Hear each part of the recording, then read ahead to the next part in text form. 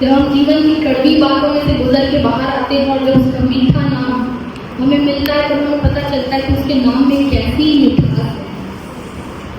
जिसने कड़वा टेस्ट ना किया हो ना उसे मीठे का पता नहीं चलता।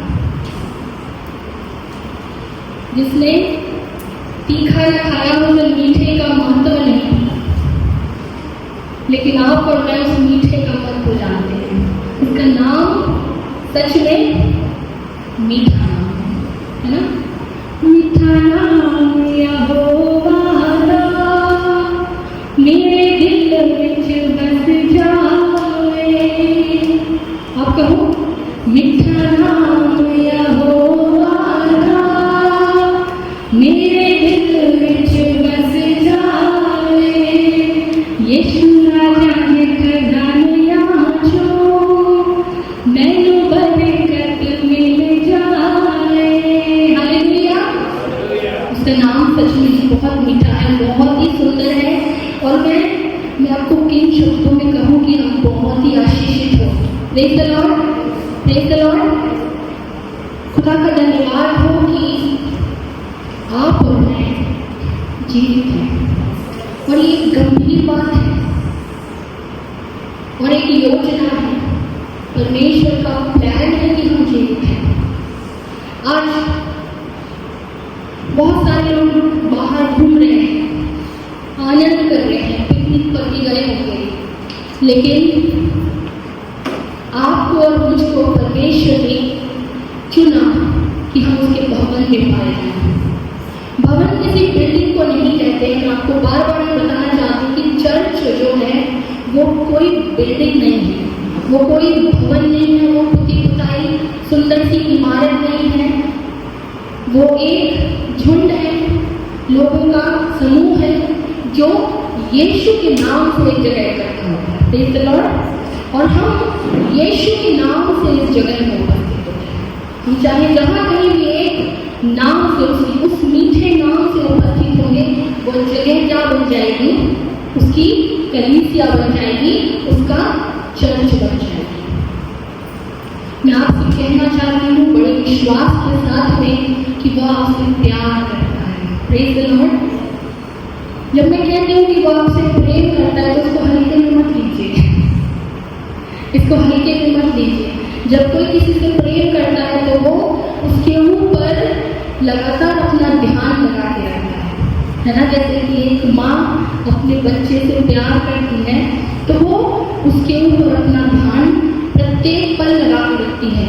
यहाँ तक कि माँ सो भी जाती है तो भी अनकॉन्शियसली वो अपने बच्चे का ख्याल रखती है। उसका बच्चा यदि करवट भी बदलता है तो उससे पता चल जाता है। Praise the Lord. हम में से बहुतों ने इस बात को महसूस किया है। तो आप सोचो कि जब एक माँ जो शारीरिक अवस्था में है वो अपने बच्चे से कितना प्यार करती है, तो जो सर्वशक्तिमान पिता है वो आपसे कितना प्यार करता होगा। Praise the Lord. वो आपको किसी भी तकलीफ में पड़ने देना नहीं चाहता है। हम ही अपने कामों से, अपने कारणों से हम तकलीफों में आते हैं, लेकिन वो आपसे बेहद प्यार करता है।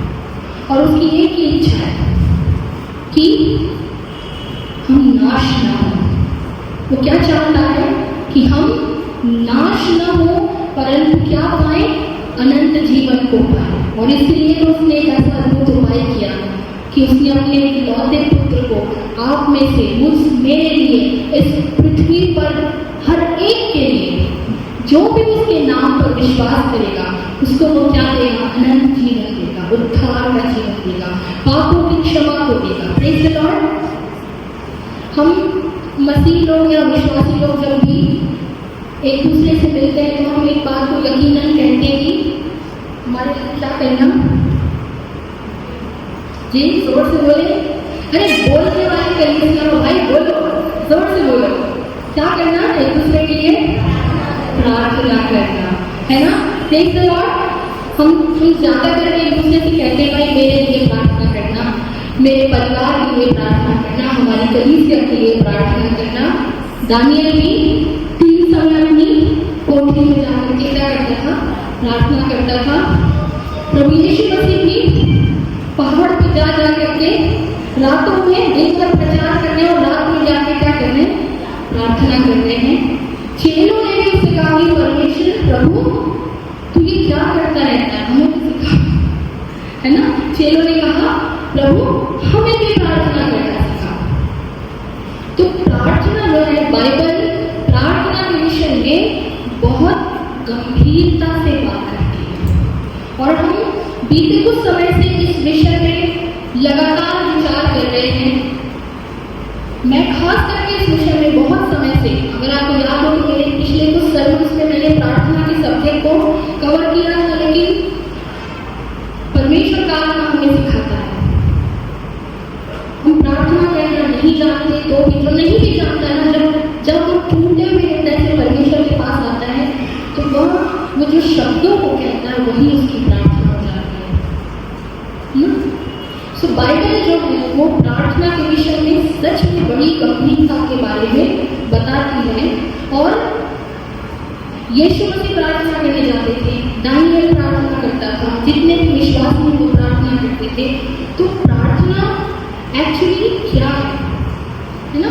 प्रार्थना के विषय में जो इब्रानी शब्द या जो हिब्रू भाषा का शब्द है, वो शब्द है तेफिला। तेफिला बोल के देखिए, अच्छा लगेगा आपको। बोलिए तेफिला, TEFILLAH, तेफिला। और जो तेफिला है ये एक इब्रानी भाषा का शब्द है, ठीक है, और इसका अर्थ होता है प्रार्थना। लेकिन इस तेफिला के अंदर में कुछ बातें हैं जो हम आज यहाँ से सीखेंगे और इस विश्वास से सीखेंगे कि हमारी जो प्रार्थना करने का जो स्तर है, जो लेवल है, जो परमेश्वर के सामने हमारे प्रार्थना की जो हैबिट है वो बदले और हमारा जो स्तर है प्रार्थना करने का वो बढ़े। Praise the Lord. हम बहुत बार ये सोचते हैं कि हम प्रार्थना कर रहे हैं, हमारे सवालों का जवाब नहीं आ रहा, हमारी प्रार्थना का उत्तर नहीं आ रहा, और हम उसका सही सॉल्यूशन नहीं पा पाते, क्योंकि हमने कभी ये नहीं सोचा कि हम जो प्रोसेस को कर रहे हैं वो वैलिड भी है कि नहीं, वो उस तरह से होनी भी चाहिए कि नहीं, है ना। तो इस विषय में हम थोड़ा सीखेंगे और आज मैं पूरा नहीं लूँगी क्योंकि ये बड़ा टॉपिक है और मैं इसको कंटिन्यू करना चाहती हूँ क्योंकि ये बहुत ही डीप इसकी अंडरस्टैंडिंग है। तो मैं चाहती हूँ कि आप अगले संडे में प्लीज़ मिस मत करिएगा, आप ज़रूर आओ, क्योंकि हम इस पर एक गहन चिंतन करना चाहते हैं, हम सब मिलकर के, आप और मैं, ठीक है।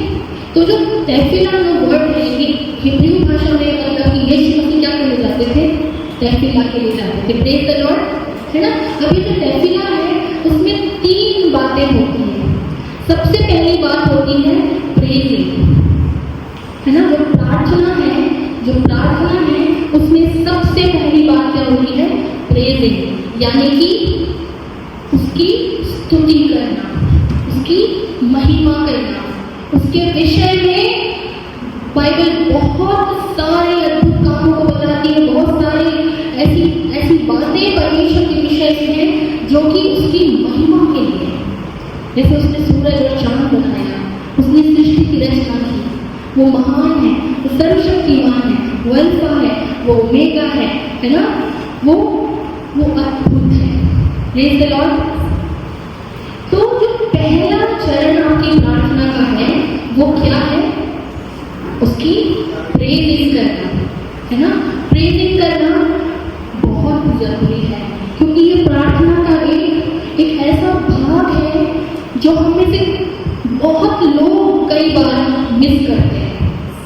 हम उससे कैसे कनेक्शन बनाएं, हमारे ये सीखेंगे कि हमारा कनेक्शन अगर एस्टैब्लिश नहीं होता है तो उसके रीजन क्या है, हम कैसे उससे कनेक्शन बनाएं।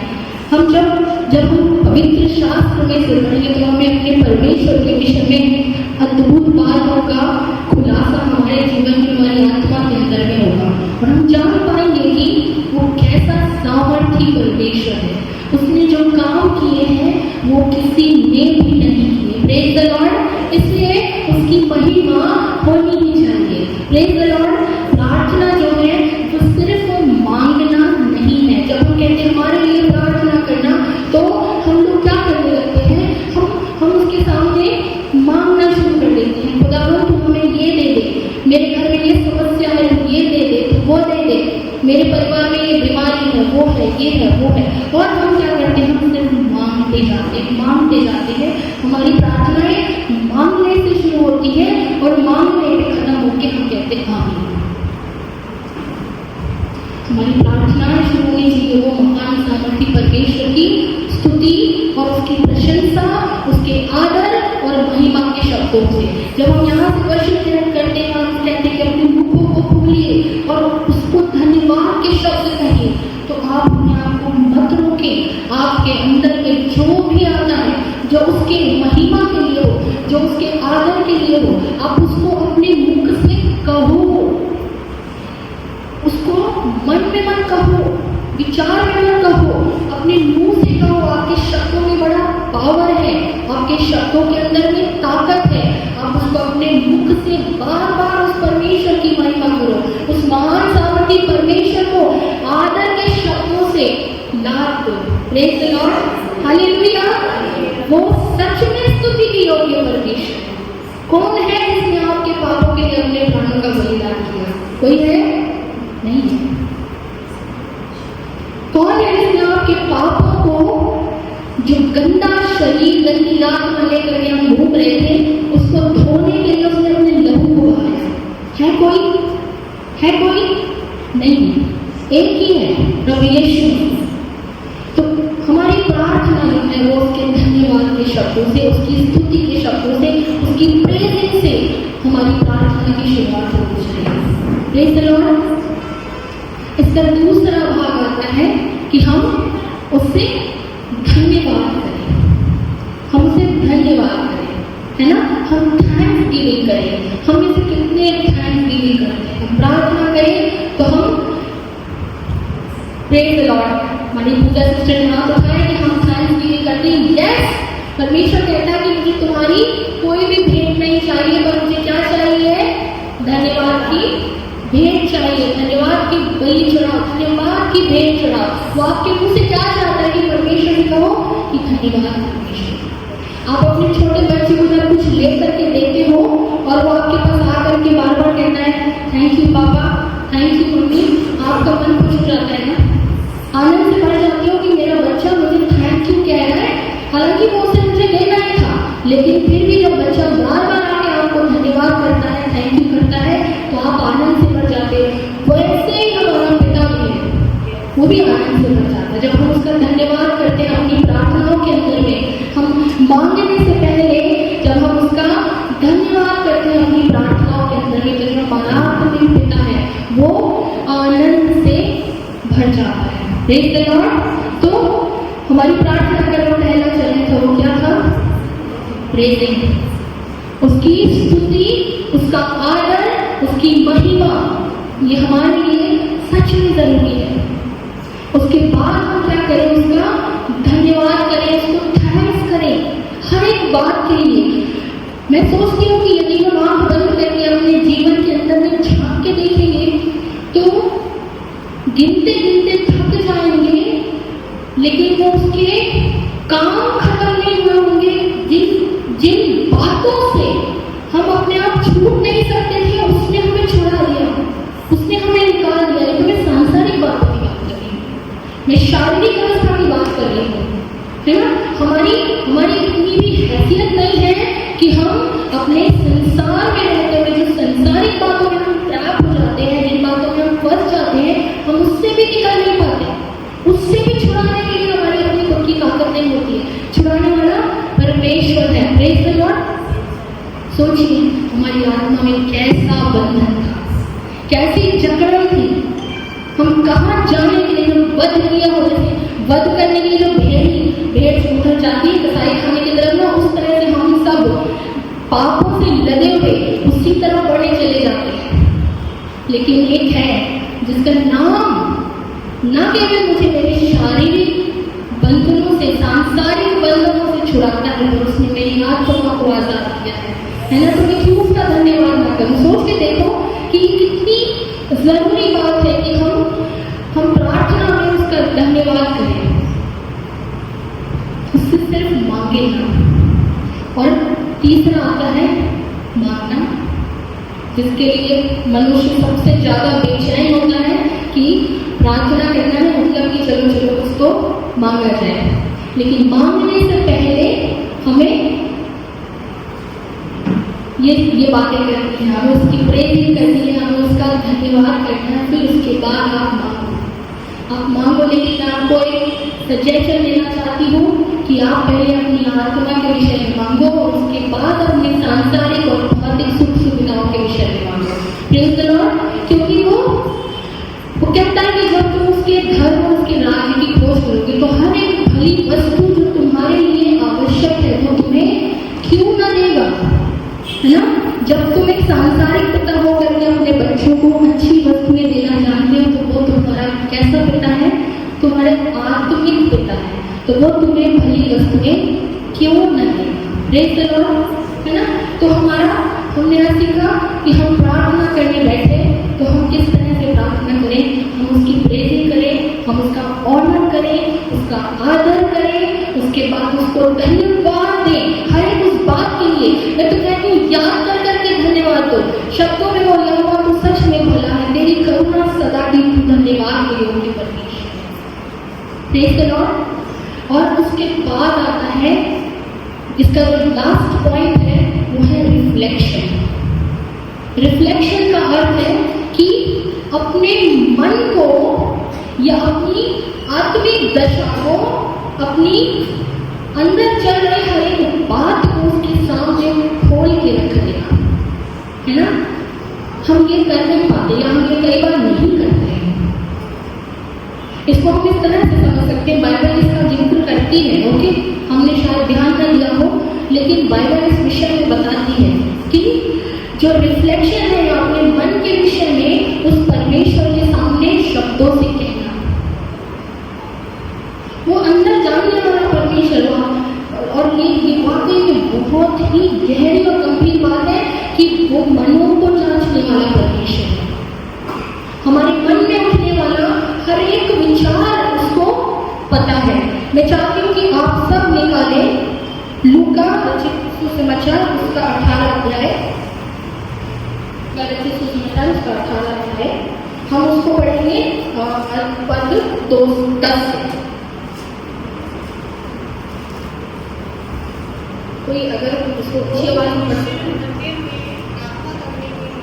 एक फरीसी था और दूसरा झुकी लेने वाला। फरीसी खड़ा होकर अपने मन को यूं प्रार्थना करने लगा, हे परमेश्वर, मैं तेरा धन्यवाद करता हूँ कि मैं दूसरे मनुष्यों के सामने नौकरी करने वाला नहीं, वो व्यभिचारी नहीं और ना इस झुकी लेने वाले के समान हूँ। मैं सप्ताह में 2 बार उपवास रखता हूँ, मैं अपनी सब कमाई का 10वां अंश भी देता हूँ। परंतु झुकी लेने वाले में दूर खड़े होकर स्वर्ग की योजना की उठाना भी न चाहा, वरन अपनी छाती की पीट कर कहा, हे परमेश्वर, मुझ पापी पर दया कर। मैं तुमसे कहता हूँ कि मैं दूसरा नहीं परंतु यही मनुष्य झुकी ठहराया जाकर हानि करेगा, क्योंकि जो कोई अपने आप को बड़ा बनाएगा उसे छोटा किया जाएगा, और जो कोई अपने आप को छोटा बनाएगा वो बड़ा किया जाएगा। ये जो मैंने आपसे कहा कि प्रार्थना का एक चरण ये भी है या एक स्टेप ये भी है कि हम रिफ्लेक्शन को करें या हम अपने मन को उस परमेश्वर के सामने खोल कर रखें। बाइबल इस बात का जिक्र यहाँ पर यीशु मसीह ने इस दृष्टांत को कहा कि 2 लोग थे जो प्रार्थना करने गए, उसमें से एक फरीसी था, है ना। अब जो फरीसियों के विषय में हम जानते हैं ये बड़े ज्ञानी हुआ करते थे, उनके अंदर में हर तरह का ज्ञान भरा पड़ा था, लेकिन कंपैशन नहीं था, कंपैशन मिसिंग। तो ये जब फरीसी प्रार्थना करने गया तो उसने अपने विषय में बड़ी भली बातें कही कि ना तो मैं किसी के ऊपर अन्याय करता हूँ, ना मैं अध्ययन करता हूँ, ना मैं व्यभिचारी हूँ और ना इसकी तरह हूँ। मतलब हम लोग ये बात कर लेंगे अपने मन में कि मैं इसकी तरह नहीं हूँ। आप सोच के देखो, हम कई बार ये गुनाह करते हैं, हम अपने मन में सोच लेते हैं मैं इसकी तरह बिल्कुल नहीं हूँ।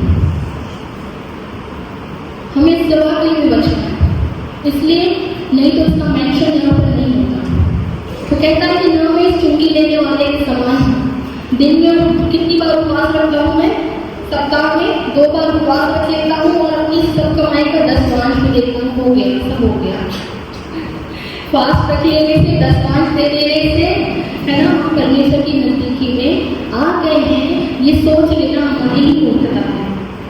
ये बिल्कुल जरूरी है, ये एक पार्ट है, पर ये इसका कंफर्मेशन नहीं है कि आप परमेश्वर की नजदीकी में ही हो, है ना। लेकिन जो दूसरा था वो मन से दीन था, वो चाहे चुंगी लेने वाला हो, टैक्स कलेक्ट करने वाला हो, लेकिन उसने उसकी वो अपनी अंदर की स्थिति को ठीक जाना, और उसने क्या कहा कि मैं पापी ही हूँ। उसने अपने आप को उस परमेश्वर के सामने में खोल करके रखा और क्या कहा कि हे परमेश्वर, मुझे पापी कर दया। हम अपनी वास्तविक स्थिति को परमेश्वर के सामने रख नहीं पाते। हम ये कह नहीं पाते कि परमेश्वर मेरे अंदर में निर्बलता है, मेरे अंदर में कमी है। मैं कहती हूँ हर एक में है, चाहे हम परमेश्वर में थोड़ा आगे हो और कोई थोड़ा पीछे हो, हर एक में कुछ ना कुछ ऐसी बात है जो हमारी कमजोरियां हैं। हम अपने आप को कभी किसी से कंपेयर करके ये ना सोचें कि मैं इसकी तरह नहीं हूँ, मैं परमेश्वर से ज़्यादा नजदीकी नहीं हूँ। वी आर नो बटी टू डिसाइड।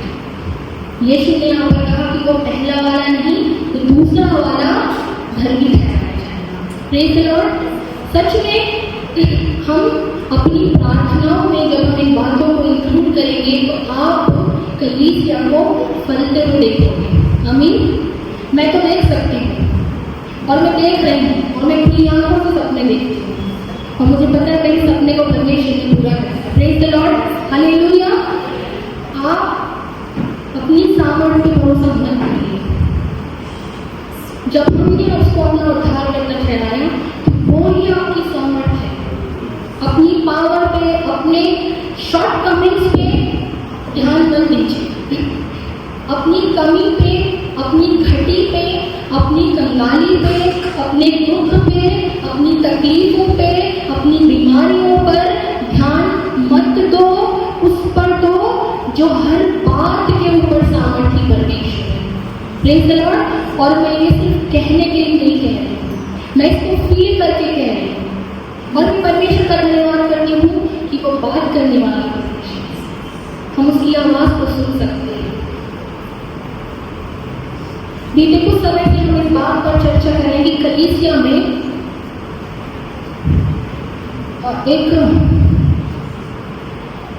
मुझे ठीक शब्द नहीं आ रहा है, एक जो रिवाइवल होता है या एक बढ़ोतरी होती है, जो एक ग्रोथ होती है, growth not in the sense of number. मैं आपको बार बार कहती हूँ कि अगर यहाँ पे 2 लोग भी होंगे तो भी वो कलीसिया ही है, ठीक है। हालेलुया। और 20 लोग होंगे तो भी वो कलीसिया है और 10,000 होंगे तो भी वो कलीसिया है। Praise the Lord. बट कौन सी ज्यादा पावरफुल है ये उसके नंबर पे कभी भी डिपेंड नहीं करेगा। ये डिपेंड करेगा कि वो जो 2 लोगों का झुंड है या 2 लोगों की जो कलीसिया है वो अपनी आत्मिक दशा में कितने स्थिर है। और हम कुछ समय से इसी बात के लिए दुआ कर रहे हैं कि जो कलीसिया है, जो चर्च है, जो इस परिवार का सदस्य है, उसमें से प्रत्येक के अंदर में पवित्र आत्मा का अभिषेक आ जाए। Praise the Lord. हम कहते हैं पवित्र आत्मा है, पर क्या हमने उसको सच में फील किया है?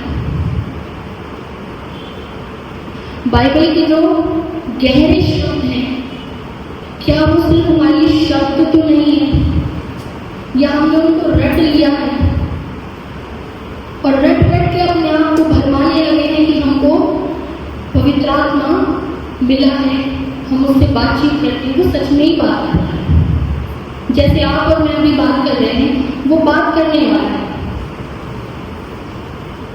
क्या आपके अंदर में वो भूख है कि मैं भी उसकी आवाज को सुनूं?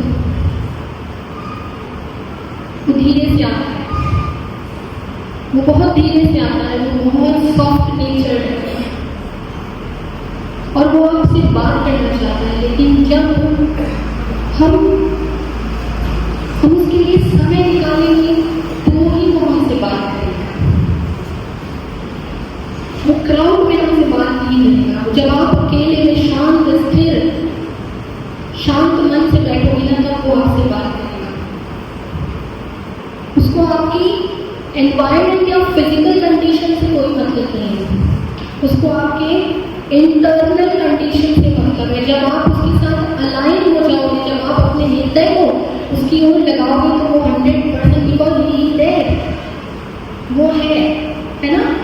मैं आपको कहती हूँ कि इस संसार से ज़्यादा रियल तो खत्म होने वाली बात है, आज नहीं तो कल खत्म होगा, हम देख भी रहे हैं। और इसका सिंपल एग्जाम्पल है कि जो दुनिया में वो खत्म होगा, उसका सिंपल एग्जाम्पल है डेथ, कि जो आएगा वो जाएगा, है ना। संसार तो वाकई में खत्म होने वाला है, लेकिन एक और वर्ल्ड है जो बहुत रियल है, वह है प्रभु यीशु मसीह का राज्य, और वो आने वाला है, प्रेज़ द लॉर्ड, और हम उसके साथ उठाए जाएंगे, हालेलुया। तो चेलों ने यीशु से कहा, वो ये देखते थे कि यीशु पहाड़ पर जाते हैं रात में, और रात वहाँ प्रार्थना करते हैं, उसके बाद नीचे उतरते हैं और वो सारा दिन जो है वो अद्भुत काम करते हैं। तो उनको ये तो समझ में आ गया कि ये कुछ तो है जो ये करके आता है, और उसी से यहाँ दिन में कुछ अद्भुत कामों को करना है। तो उन्होंने यीशु से पूछा कि हमें भी क्या सिखा, प्रार्थना करना सिखा। जो मैंने आपको बताया कि इब्रानी जो शब्द है तेफिला, उसमें जो पॉइंट्स मैंने आपको बताया कि पहला जो पॉइंट है वो प्रेजिंग का है, फिर आप उसकी थैंक्स गिविंग करिए, फिर उसमें रिक्वेस्ट करिए, उसके बाद आप क्या करिए, अपना सरेंडर कीजिए कि भाई मेरे अंदर में ये बातें हैं। यीशु मसीह ने भी जो प्रार्थना सिखाई है उसको खोलिए, आपको मिलेगी मत्ती उसके 6वें अध्याय में।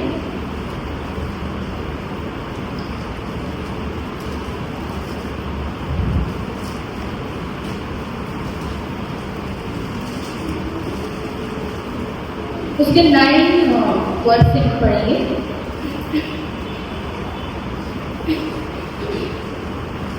से लेकर के 13।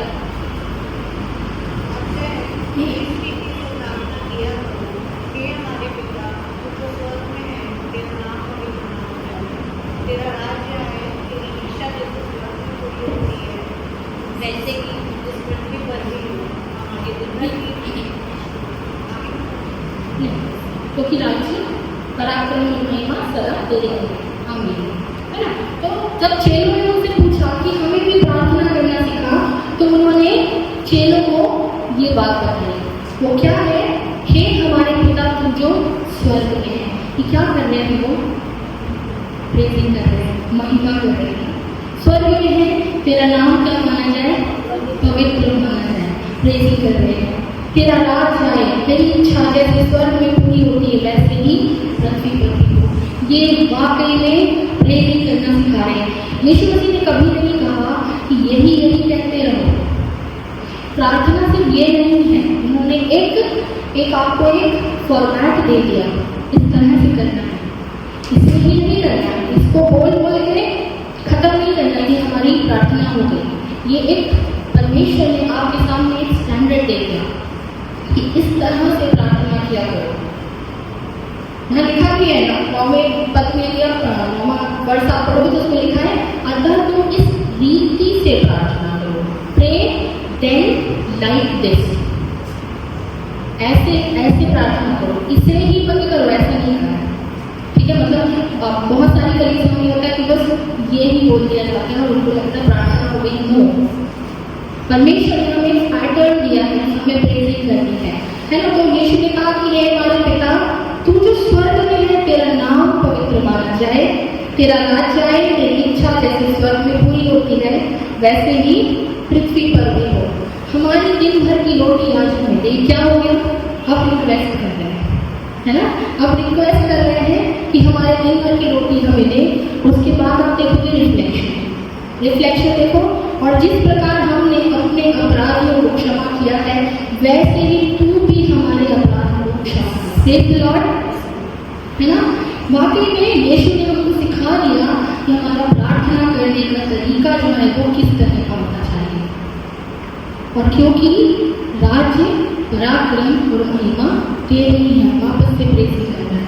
अब इसमें अगर हम देखें तो मांगने का लाइन नहीं की है, लेकिन प्रेजिंग कितनी सारी है। Praise the Lord. हमारी प्रार्थनाओं में क्या होता है, प्रेजिंग 2 लाइन की होती है और मांगते हम लिस्ट बनाते हैं, जैसे कि हम किसी शॉपिंग मॉल में जा रहे हैं, है ना, और बहुत सारी चीज़ें हमने लिख ली है, ये भी मांगना, ये भी मांगना, ये भी मांगना। उसका वचन कहता है कि तेरे सोचने से पहले और तेरी मांगने से पहले और तेरे सोचने से ज़्यादा मैं तुझे देने के सामर्थ्य परमेश्वर। हमें अपनी प्रार्थनाओं का तरीका बदलना है। क्या हम इस बात के लिए तैयार है ना? प्रार्थना जो है वो वाकई में वो परमेश्वर के साथ में हमारा एक संवाद स्थापित करती है। ये एक प्रक्रिया है, और ये प्रक्रिया जब हम इस प्रक्रिया में जाते हैं, कई लोग तो नहीं भी जाते हैं। आगे जब हम इस सरमन में आगे बढ़ेंगे तो मैं आपको सच में बताऊंगी, जिसका मैं खुद गंभीर है, क्योंकि मैं इस विषय में गंभीर हूँ, इसलिए मैं चाहती हूँ कि ये झुंड भी उस बात को समझे और सीखे। क्योंकि इस सरमन के कंप्लीट हो जाने के बाद मैं ये यकीन रखती हूँ कि हमारा ट्रांसफॉर्मेशन होगा। Praise the Lord. हमारे भीतर में बड़े बदलाव आएंगे। Praise the Lord. हमारे अंदर में परमेश्वर का सामर्थ्य उतरेगा। Praise the Lord. यस। तो जो प्रार्थना है वो वाकई में परमेश्वर से संवाद स्थापित करने का एक माध्यम है। और संवाद स्थापित करना दो लोगों के बीच में, हम अब सोच के देखो कि जब हम किसी बड़े नोन रेनाउंड फेस से मिल लेते हैं तो हम कितने अपने आप को अभिभूत महसूस करते हैं। हम लोगों को बताते हैं कि हाँ मैं उसको जानता हूँ या उसको जानती हूँ, है ना। किसी बड़े नेता से मिल लीजिए, उसके बाद आपका पेपर में अगर फोटो आ गया तो उससे तो और कोई बड़ी बात नहीं हो सकती। हमारे चेहरे पे वो चमक आ जाती है। तो मुझे बताओ कि हमारे चेहरे सारा दिन लटके कैसे रह सकते हैं यदि हमने उस परमेश्वर से संवाद स्थापित किया। ये कॉन्ट्राडिक्टरी है ना। या तो हमारा संवाद हुआ नहीं है और हम इस मान के बैठे ही हो गए, और इसीलिए क्योंकि हुआ नहीं है इसलिए उसका आफ्टर इफेक्ट नहीं, उसका रिजल्ट नहीं आया। अगर एक मोबाइल डिस्चार्ज हो गया है, उसको हमने कनेक्ट कर दिया सॉकेट में, अब इलेक्ट्रिसिटी फ्लो हो रही है, तो कुछ एक्टिविटी उसके अंदर में हुई, वो मोबाइल चार्ज हो गया, अब now it is ready to be used. उस फोन का हम इस्तेमाल कर सकते हैं। मैं सिंपल से सिंपल बात आपको बताना चाह रही हूँ कि यदि एक फोन डिस्चार्ज है, उसको इलेक्ट्रिसिटी से कनेक्ट कर दिया, वो फोन जब चार्ज हो गया, अब वो वर्क करेगा, वो मृत अवस्था में नहीं रहेगा। तो जब एक फिजिकल चीज ये शो करती है हमको कि हम जब उससे किसी उसके सोर्स से, जो उसका सोर्स ऑफ एनर्जी था, उससे जब वो कनेक्ट हुआ तो वो एनर्जी उसने अपने अंदर ली और वो एनर्जी को रिफ्लेक्ट कर रहा है। तो जो मेरा सोर्स ऑफ एनर्जी है, जो आपका सोर्स ऑफ एनर्जी है, जो परमेश्वर है, जब यदि हमने उसके साथ अपने आप को कनेक्ट किया है तो मेरा रिफ्लेक्शन भी होना चाहिए। I should also be working. ठीक है ना। मतलब ये तो प्रैक्टिकल सी बात है। यदि आपने सोर्स ऑफ एनर्जी से सोर्स लिया है, एनर्जी को लिया है, तो वो एनर्जी रिफ्लेक्ट होगी। वो एनर्जी है उसको आप छुपा के नहीं रख सकते हो, उसको आप दबा के नहीं रख सकते हो, वो दिखेगी, है ना। तो अगली बार जब हम मिलेंगे तो हम प्रार्थना के विषय में और सीखेंगे, और बड़े विश्वास के साथ आना प्लीज। इस विश्वास के साथ आना कि अगले हफ्ते का सरमन आप हर एक के लिए, मेरे लिए, हर एक के लिए एक बड़े बदलाव का कारण रहेगा। इस सप्ताह पर हम प्रार्थना करें अगले हफ्ते के सरमन के लिए। Praise the Lord. मैं यकीन रखती हूँ कि हम में से हर एक आज आशीषित है। हमने कुछ सीखा है कि हम अपनी प्रार्थनाओं को किस तरह से करें। मैं फिर से कहती हूँ, परमेश्वर हमारे हृदय को जांचने वाला परमेश्वर है, हमारे फैंसी शब्दों को सुनने वाला परमेश्वर तो नहीं। बहुत सारे लोगों से मैं मिली हूँ जिन्हें बाइबल ऐसी मुखाग्र याद होगी। बहुत लोगों को मैंने मैं मिल चुकी हूँ और मैंने उनके अंदर में इस बात का एक गुरूर भी देखा है कि हमें क्या कहाँ लिखा है वो सब कुछ याद है, लेकिन वो यहाँ लिखा है कि नहीं, वो सबसे ज़्यादा जरूरी है। Praise the Lord. वो वाकई में आपके लिए आवश्यक है। और मैं ये यकीन रखती हूँ कि ये कलीसिया, हम बाइबल के वचनों को भी याद करेंगे, लेकिन हमारे लिए जो प्रायोरिटी है वो यीशु मसीह के समान जीवन को जीना। आमीन, है ना। और ये फलवंत कलीसिया है, ये बढ़ती ये आपका परिवार है, ये मेरा परिवार है। हमें अपने परिवार के लिए, परिवार के प्रत्येक लोगों के लिए नाम लेकर के दुआ करना है, ठीक है। आपको लगता होगा कि प्रार्थना बस मैं यूं ही कर रही हूँ या यूं ही कर रहा हूँ। आपकी प्रार्थना जब आप टूटे हृदय से उसके सामने जाते हो और अपने लोगों के लिए, अपने परिवार के लिए छुटकारे को मांगते, मैं सांसारिक बातों की बात करता ही नहीं करती, वो तो आपको नहीं दे देगा। मैं छुटकारे की प्रार्थना की बात कर रही हूँ।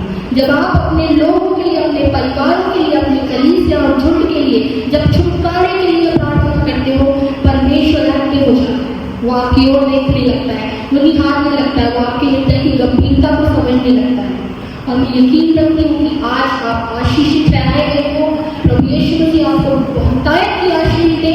आपका आने वाला दिन, हर एक प्रत्येक पल प्रभु यीशु मसीह के पाक जलाने लोगों में लिपटा हुआ पाया जाए। आइए हम अपनी आंखों को बंद करेंगे।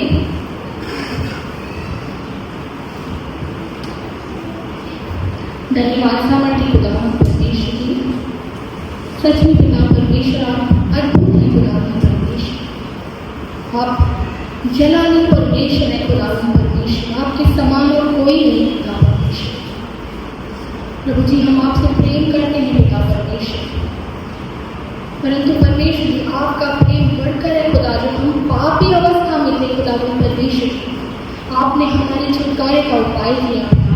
आपने हमसे अद्भुत प्रेम किया खुदा परमेश्वर। अब स्वर्ग में विराजमान होने वाले परमेश्वर है खुदा, आप विशाल है परमेश्वर, आप अद्भुत है खुदा परमेश्वर। कौन आपको किसी रूप में गढ़ सकता है खुदा परमेश्वर। प्रभु यीशु मसीह हम आपकी स्तुति और प्रशंसा करते हैं खुदा, हम आपको आदर देते हैं खुदा परमेश्वर। हमें से प्रत्येक एक निर्बल अवस्था में है खुदा परमेश्वर, हमें से प्रत्येक के अंदर में घटी है, कमी है खुदा परमेश्वर, परंतु हम विश्वास रखते हैं खुदा कि आपकी नजर हम में से हर एक पर है खुदा। उसका परमेश्वर की प्रमाण यह है कि हम उस भवन के भीतर पाए जा रहे हैं खुदा। आपका अद्भुत प्रेम हम में से प्रत्येक पर है खुदा। आपकी आत्मिक परमेश्वर जी जो अपने स्वर्गदूत हम में से हर एक चीज तैनात किए खुदा, उनके लिए आपका धन्यवाद करते हैं खुदा। आपने जो हमारे राहों पर खुदावन परमेश्वर जी जो आपने ब्लेसिंग्स को रिलीज किया है खुदावन, हम उनके लिए आपका धन्यवाद करते हैं खुदावन परमेश्वर। हर एक के जीवन से परमेश्वर जी आपने जो बंधनों को तोड़ दिया है खुदावन परमेश्वर, हम उन बातों के लिए आपका धन्यवाद करते हैं खुदावन परमेश्वर। और अब यीशु मसीह आपके वचन में लिखा है कि यदि तू यीशु मसीह पर विश्वास करे तो तू और तेरा पूरा घराना उद्धार को पाएगा खुदा। हम तुझ पर विश्वास करते हैं खुदावन परमेश्वर, हम अपने घराने को आपकी समीपता में लाते हैं खुदावन परमेश्वर, और ये विश्वास से आपकी ओर देखते हैं कि आपके नाम पर विश्वास करने के कारण से परमेश्वर जी आज मैं और मेरा पूरा घराना खुदावन उद्धार को पा चुका है खुदावन परमेश्वर। हम आपका धन्यवाद करते हैं, स्तुति करते हैं परमेश्वर जी, प्रशंसा करते हैं खुदावन इस झुंड के लिए परमेश्वर जी। हम मांगते हैं आपसे खुदावन स्वर्गीय आशीषों को उनके ऊपर दे दीजिए खुदावन। हम में से प्रत्येक को आप आत्मिक ग्रोथ दीजिए खुदा, हमारी आत्मा में परमेश्वर जी तो बढ़ता जाए खुदावन परमेश्वर। तेरी ग्रोथ हमारे भीतर में हो खुदा, हम सच में ही कहने के लिए नहीं खुदावन परमेश्वर, पर हम वास्तविक रूप में तेरे मंदिर में खुदावन परमेश्वर। जैसे तूने प्रेम किया खुदा, तू हमें भी प्रेम करना सिखा पिता परमेश्वर। हमारा प्रेम परमेश्वर जी कंडीशन ना हो खुदा परमेश्वर। दया कर पिता परमेश्वर, हम इसे प्रत्येक पर दया कर पिता परमेश्वर कि हम तेरी नजदीकी में पाए जाए खुदा। संसार की हर एक भटकाने वाली बातों से प्रभु जी इस समय में इस कलीसिया को तेरे नाम से सुरक्षित करती हूँ खुदा। तेरे सामर्थ्य के नाम से इस कलीसिया को आपके पवित्र लहू के बारे में बांध देते हैं। आज जितने आए और जो नहीं भी आ पाए खुदा प्रभु जी हर एक को परमेश्वर जी आप अपने सामर्थ्य नाम के बाड़े के भीतर में ले लीजिए खुदा। हर एक आपके नाम से सुरक्षित पाया जाए और तेरे नाम से फलवंत हो खुदा परमेश्वर। हम उस अंजीर के पेड़ के समान न ठहरे खुदावन जो परमेश्वर जी फलवंत होने के लिए ठहराया गया था पर सुखा दिया गया। हमें तो फलवंत ही कर खुदावन परमेश्वर। तू जब हमारी ओर आए तो मुझे हमें फल लगे मिले खुदावन परमेश्वर। हम आपका धन्यवाद करते हैं पिता, हर एक बातों को आपके सामने रखते हैं। धन्यवाद के साथ इन निवेदन को हमारे उद्धारकर्ता प्रभु यीशु मसीह के नाम से मांगते हैं। सबको जय